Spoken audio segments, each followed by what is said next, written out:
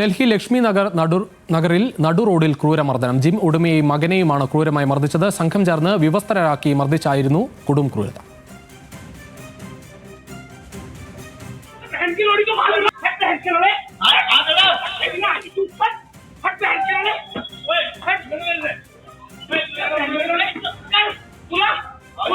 ശരത്ലാൽ ചേരുന്നു കൂടുതൽ വിവരങ്ങളുമായി ഡൽഹിയിൽ നിന്ന്. ശരത്ത്, എന്താണ് ഈ സംഭവത്തിന്റെ പശ്ചാത്തലം?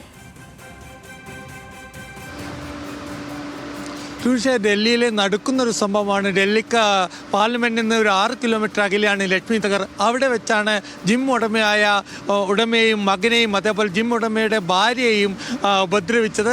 ഭാര്യയെ മൊളസ്റ്റ് ചെയ്തു, അതേപോലെ ലൈംഗികാക്രമണം നടത്തി എന്ന പരാതിയും ഇപ്പോൾ ഉയർന്നിട്ടുണ്ട്. ഏതായാലും മകനെ വിവസ്ത്രനാക്കി നടുറോട്ടിൽ മർദ്ദിക്കുന്ന ചിത്രങ്ങൾ, ദൃശ്യങ്ങളാണ് നമ്മൾ അല്പം കണ്ടത്. അതുമാത്രം ഈ കുടുംബം മുഴുവൻ പോലീസ് PCR-ലേക്ക് 1 മണിക്കൂറോളം വിളിച്ച് സഹായം അഭ്യർത്ഥിച്ചിട്ടും ഡൽഹി പോലീസ് സഹായം എത്തിച്ചില്ല എന്ന ഗുരുതരമായ ആരോപണവും ഇത് സംബന്ധിച്ച തെളിവുകളും ഇപ്പോൾ പുറത്തു വന്നിട്ടുണ്ട്. എന്നാലും ഉന്നതതല അന്വേഷണത്തിന് കേന്ദ്ര ആഭ്യന്തര മന്ത്രാലയം ഉത്തരവിട്ടിട്ടുണ്ട്.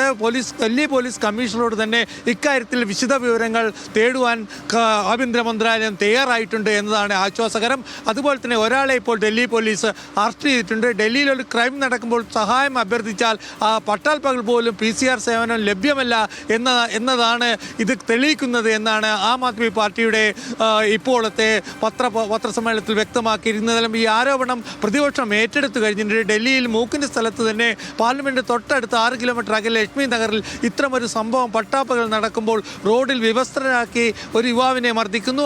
യുവാവിൻ്റെ അച്ഛനെ ജിം ഉടമയെ മർദ്ദിക്കുന്നു. ജിമ്മിലെ ഒരു തർക്കമാണ്, ഒരു ഉടമസ്ഥാവകാശ തർക്കമാണ് ഇതിലേക്ക് നയിച്ചത് എന്നാണ് ഇപ്പോൾ ഡൽഹി പോലീസ് പറയുന്നത്. ഇതാണ് ഡൽഹി പോലീസിൻ്റെ മുഖത്ത് തീരാ കളങ്കമാണ് ഈ സംഭവം. രുജീഷ്. ശരി ശരത്ലാൽ.